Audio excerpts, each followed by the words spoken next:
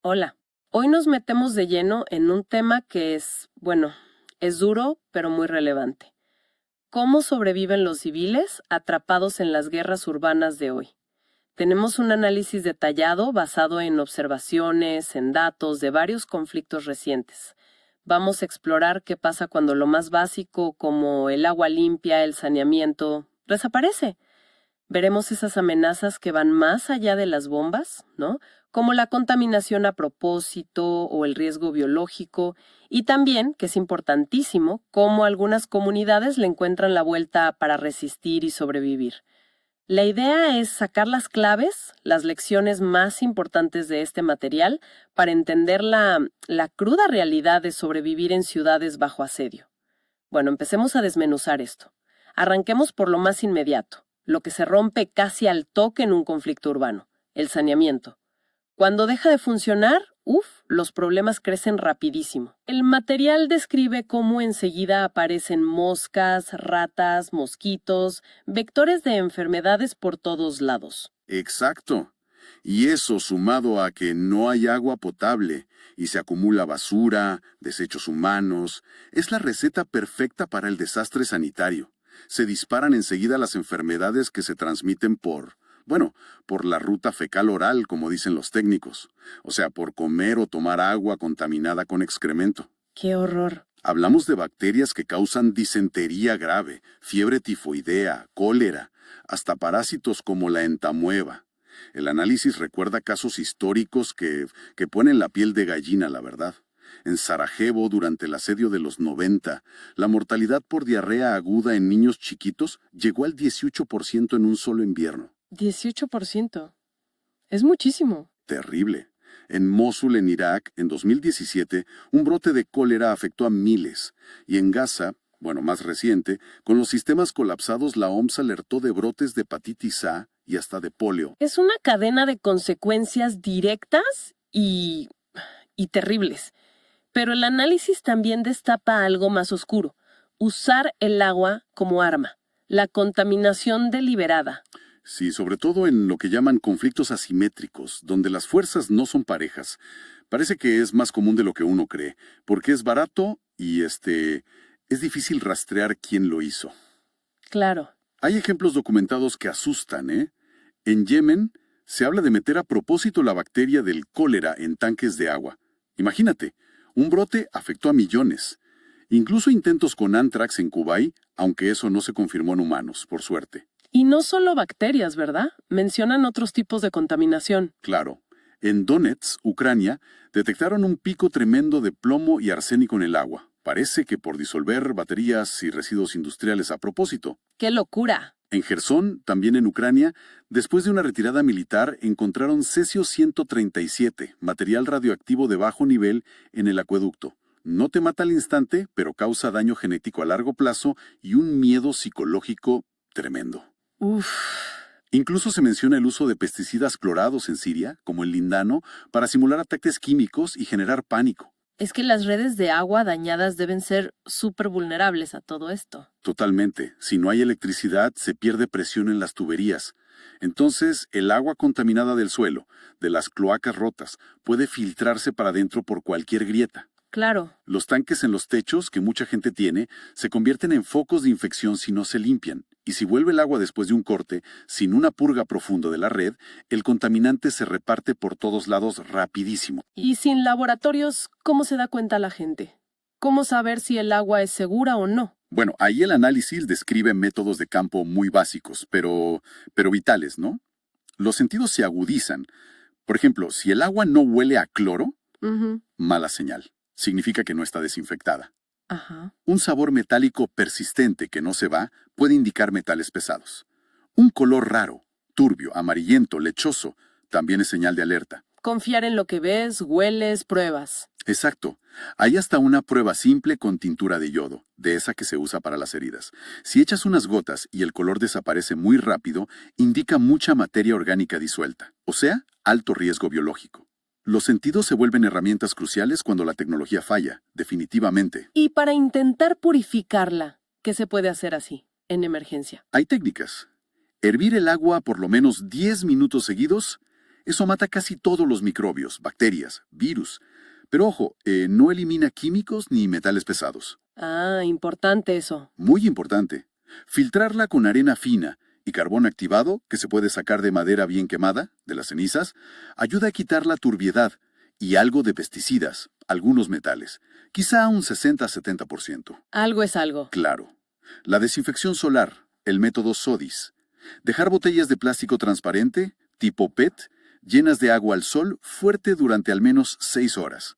Funciona bien contra bacterias como E. coli o la del cólera. Mira vos, qué interesante. Y usar alumbre, esa piedra que se usa a veces como desodorante natural, el sulfato de aluminio potásico, ayuda a que las partículas sucias se aglutinen y se vayan al fondo, clarifica el agua y arrastra algunos patógenos. Lo clave aquí es entender que no hay una solución mágica, ¿eh? Cada método tiene sus pros y sus contras. El material también nombra algunas plantas que pueden ayudar, ¿no? Como soluciones naturales. Sí, algunas ayudas interesantes. Las semillas de moringa, por ejemplo, actúan como un coagulante natural, ayudan a clarificar el agua y reducen bacterias. El cilantro se cree que podría ayudar a quelar, o sea, a atrapar metales pesados en el cuerpo si se consume. El cilantro. Increíble. El ajo, por sus propiedades antimicrobianas como preventivo oral. Y hasta los pelos de choclo, las barbas del maíz como un diurético suave. Son como, soluciones de la naturaleza cuando falta todo lo demás. Bueno, pasemos a otro nivel de amenaza que también preocupa mucho en el análisis, las armas biológicas. Señalan que la tecnología para hacerlas es cada vez más accesible. Sí, eso es alarmante. Hablan de que los equipos básicos se pueden conseguir por menos de $2,000. Y los protocolos, las recetas, digamos, están bastante disponibles online, incluso para grupos no estatales. Y nombran agentes específicos que serían más probables. Identifican algunos que son de alto impacto y relativamente fáciles de producir a pequeña escala, según los estándares de la OMS o el CDC. El Bacillus anthracis, que causa el anthrax. Sus esporas son súper resistentes. Se pueden hacer de forma casera, con ciertos conocimientos, claro. Uf. La Yersinia pestis, la bacteria de la peste, sobre todo la forma neumónica, que se contagia muy fácil de persona a persona y es muy mortal si no se trata rápido. La Francisella tularensis, que causa la tularemia. Necesita una dosis mínima para infectar y se puede dispersar por el aire. ¡Qué miedo! La Coxiella borneri, de la fiebre Q, también muy resistente. Incluso mencionan el virus de la viruela. Aunque está erradicado en la naturaleza, su genoma, su información genética, es pública. Y la tecnología de biología sintética avanza, lo que abre la puerta a su posible reconstrucción. Y en una ciudad sitiada, sin defensas, sin sistemas de alerta, ¿cómo podrían dispersar algo así? Las formas pueden ser terriblemente simples y efectivas en ese contexto. Drones comerciales, de los que se compran en cualquier lado, modificados para rociar algo. El Estado Islámico intentó usar salmonela así en Siria. No puedo creerlo. De edificios grandes o refugios. Eso se simuló en un ejercicio famoso, la Operación Dark Winter en Estados Unidos, y los resultados fueron catastróficos. Usar animales que ya viven en la ciudad, como ratas, infectándolas con algo como la peste, o incluso usar pequeños explosivos para crear aerosoles, nubes con el agente infeccioso liofilizado, o sea, seco. El análisis tiene un modelo del impacto. Sí, y hiela la sangre. Ponen un ejemplo. Una ciudad de 500,000 de habitantes, ya debilitada por el asedio. Una liberación de anthrax, por ejemplo, podría colapsar los pocos servicios médicos que queden en 10 días, causar entre 12,000 y 18,000 muertes en 2 semanas, y provocar un pánico y un éxodo masivo que terminaría de desintegrar la ciudad. Ese es el efecto dominó. Ahí es donde se pone realmente interesante, terrible. No es solo el agente en sí, es el efecto cascada en una sociedad que ya está al límite. ¿Y cómo detectarlos sin laboratorios? ¿Hay señales? La detección temprana se basaría en buscar patrones raros, cosas que no cuadran. Por ejemplo, muchos casos de neumonía muy grave que aparecen todos juntos al mismo tiempo. Lesiones raras en la piel, como pústulas negras, eso sería anthrax cutáneo. Fiebre alta con tos con sangre y labios azules, eso podría ser peste neumónica. Incluso la muerte masiva de animales en una zona podría ser una señal de alerta temprana. Es estar muy atentos a lo inusual. Exacto. Pero bueno, más allá de estos ataques deliberados, que son aterradores, El análisis también insiste en que la guerra normal, digamos, los bombardeos convencionales, dejan una herencia tóxica que dura muchísimo. El propio entorno se vuelve peligroso. Totalmente. Eso es clave. Las municiones que usan uranio empobrecido, como se vio en Kosovo o Irak, dejan partículas radioactivas que tienen una vida media larguísima. Duran siglos contaminando. Siglos. Los explosivos que no detonan, quedan ahí tirados, como el TNT o el RDX, contaminan el suelo y el agua con sustancias tóxicas, mutagénicas, neurotóxicas.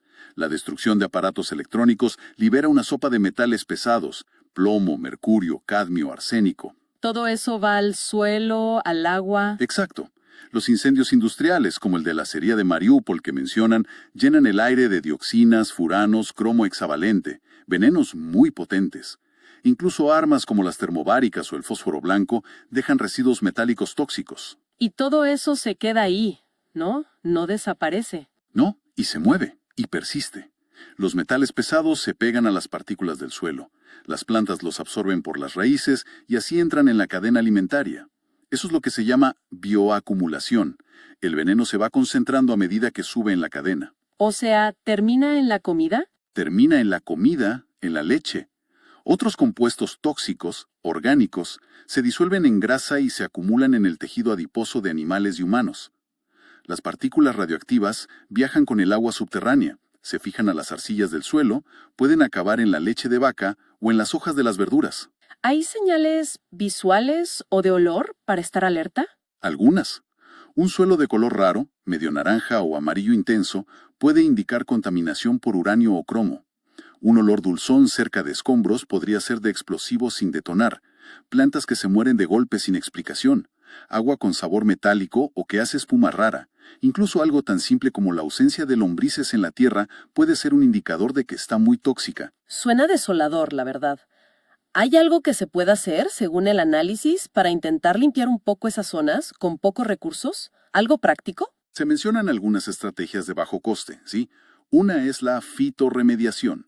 Suena técnico, pero básicamente es usar plantas específicas que tienen la capacidad de absorber o neutralizar ciertos contaminantes del suelo. ¿Plantas que limpian? Algo así. Por ejemplo, la mostaza india, Brassica juncea, puede absorber plomo, cadmio, cromo. El girasol, el Leanthussanus, puede acumular uranio, cesio, estroncio. Hay un helecho, Pteris vittata, que es muy bueno para sacar arsénico. ¡Qué increíble! Pero ojo, es crucial saber qué hacer después con esas plantas. Se convierten en residuos peligrosos. Normalmente la recomendación es cosecharlas con mucho cuidado, quemarlas en un lugar controlado y enterrar las cenizas profundamente en un sitio seguro, lejos de fuentes de agua. Entendido. No es tan simple como plantar y ya. Para nada. Otras opciones son crear barreras con carbón vegetal que puede absorber algunos contaminantes, o simplemente aislar físicamente las zonas más contaminadas, cercarlas, señalizarlas. Y para comer de forma más segura en esas zonas, ¿qué pautas dan? Las pautas son claras y de sentido común en realidad. Mejor evitar comer raíces y tubérculos como papas o zanahorias, porque tienden a acumular más contaminantes del suelo. Ah, mira. Preferir frutos que suelen estar más limpios. Lavar todo muy bien, quizás con agua y un chorrito de vinagre, que ayuda a remover partículas de la superficie.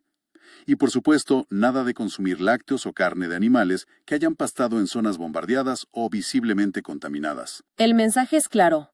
La guerra no termina cuando callan las armas. Exactamente. El campo de batalla permanece tóxico en el suelo, en el agua, durante años, décadas. Y eso tiene efectos terribles en la salud a largo plazo, como se ha visto con las malformaciones en Faluya, los problemas de plomo en niños en Bosnia o la contaminación del agua en el Donbass. Frente a este panorama tan complejo y peligroso, la pregunta es inevitable. ¿Cómo demonios consigue la gente sobrevivir a veces durante meses o incluso años en estas condiciones? El análisis también mira eso, ¿no? Las estrategias prácticas que surgen desde abajo. Sí, son fascinantes por el ingenio que demuestran.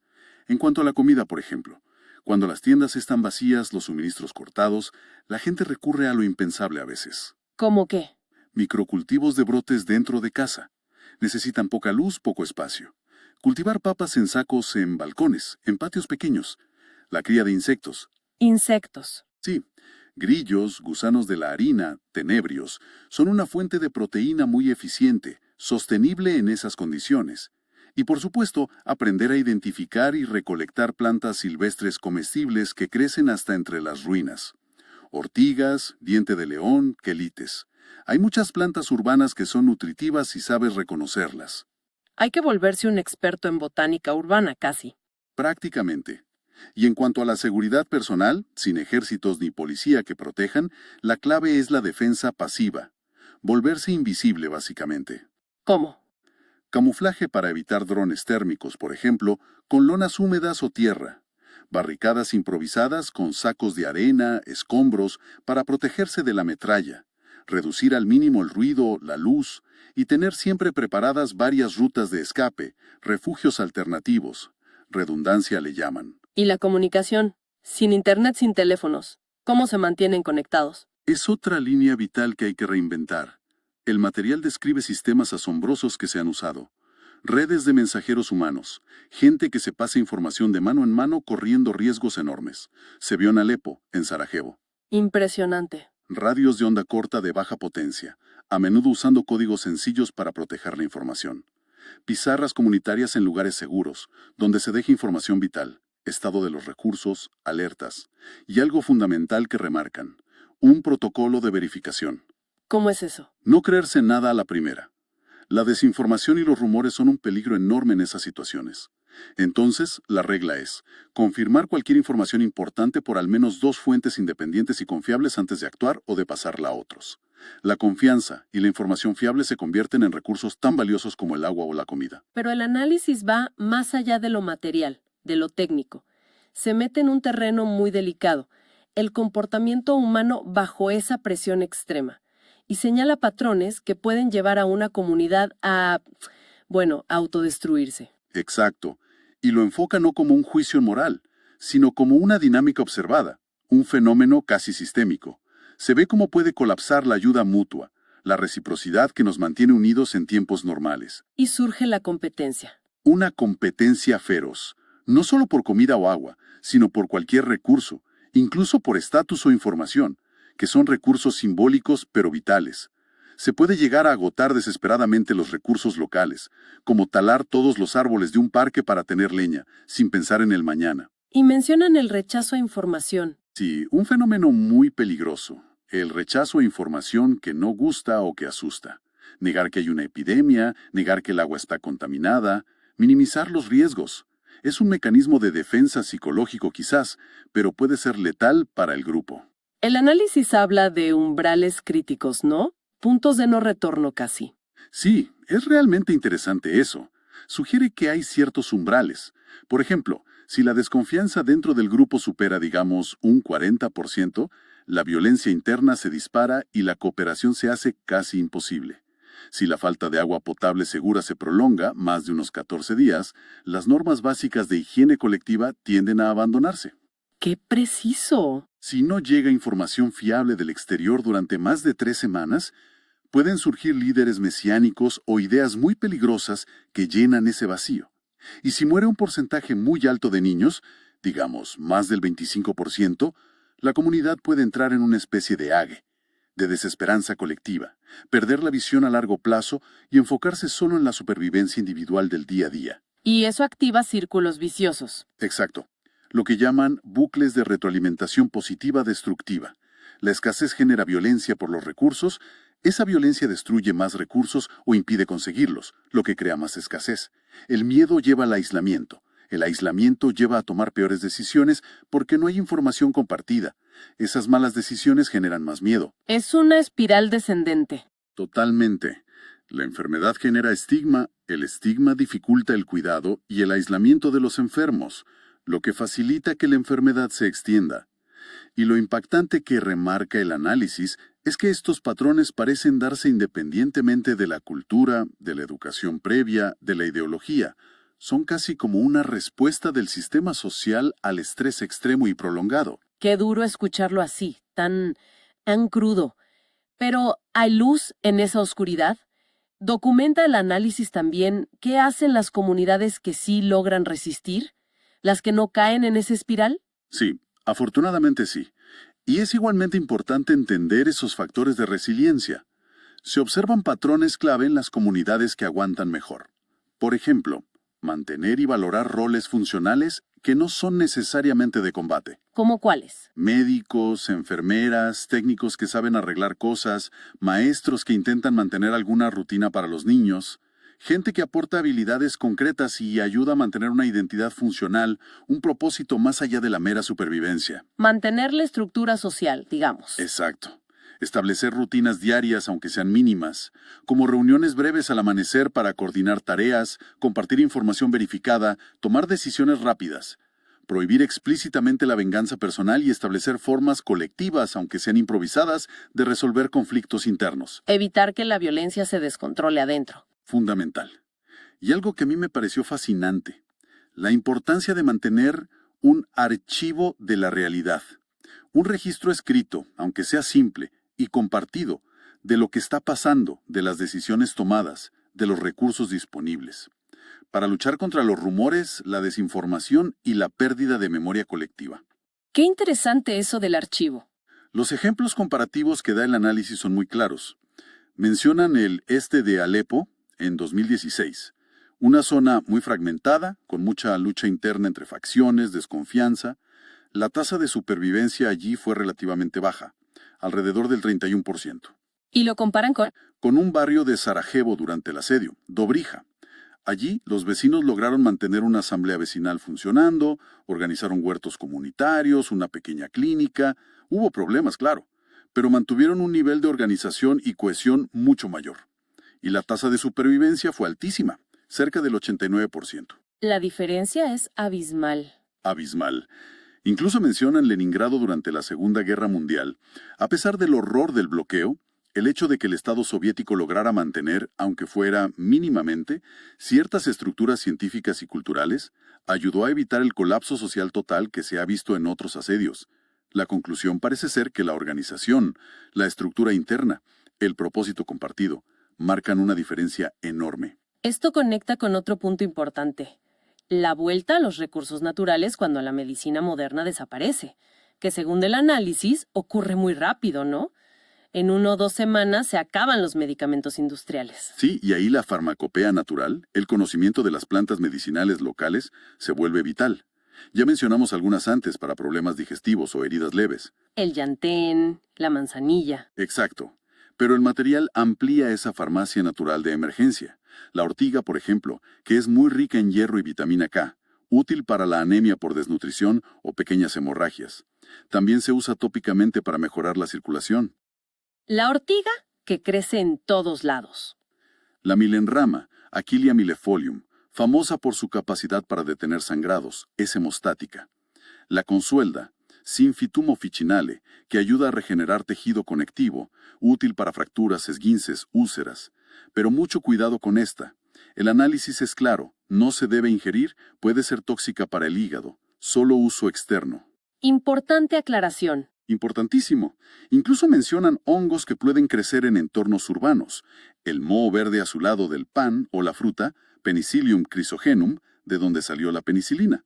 Se podría hacer un extracto casero muy básico para aplicar en heridas infectadas por bacterias gram positivas, obviamente con muchos riesgos y solo para uso tópico. Es medicina de último recurso. Totalmente.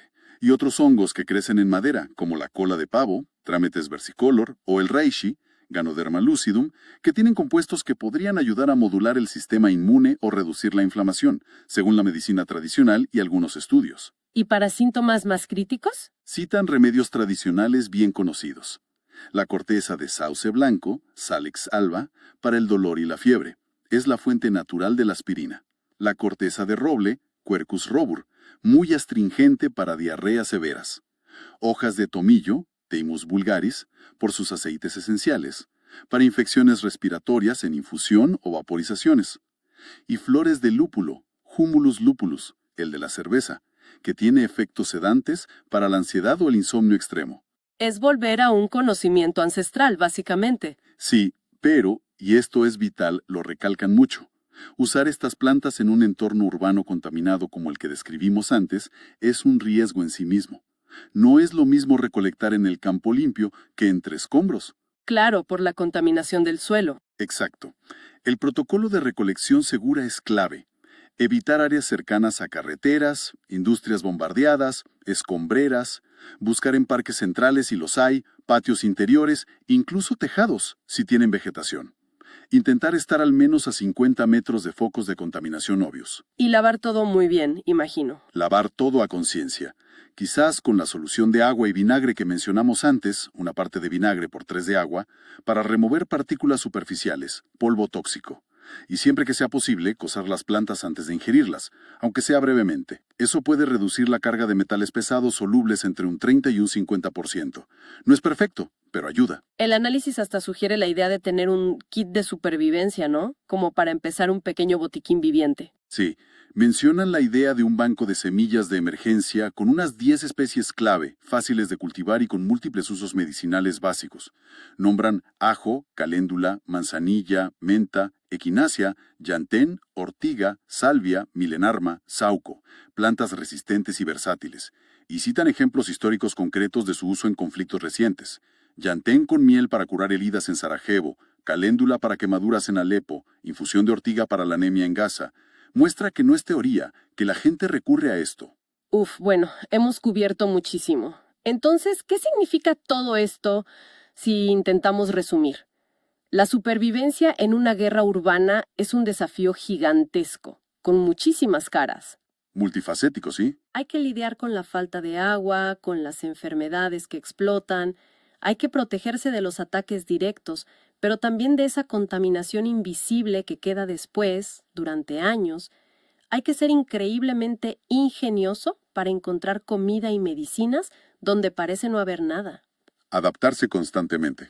Y quizá lo más difícil de todo, hay que mantener la unión, la confianza dentro del grupo, evitar que el miedo, la desesperación, la competencia destruyan a la comunidad desde dentro. Exacto.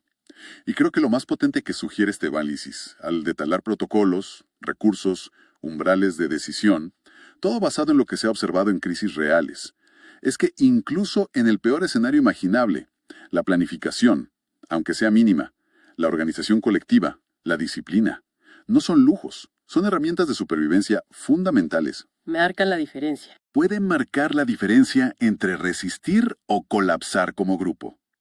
Lo fascinante aquí es cómo todo esto apunta a que, incluso en la desolación más absoluta, esa capacidad humana de organizarse metódicamente, de gestionar la información de forma colectiva, de cooperar, puede ser tan vital como encontrar agua o un refugio seguro. Es la estructura contra el caos. Algo así.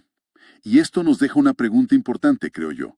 ¿Qué nos dice realmente esta capacidad que a veces emerge para crear estructura para la cooperación informada en medio del caos más absoluto, sobre los verdaderos límites de nuestra resiliencia como especie, y sobre la importancia fundamental de esa cooperación basada en información fiable?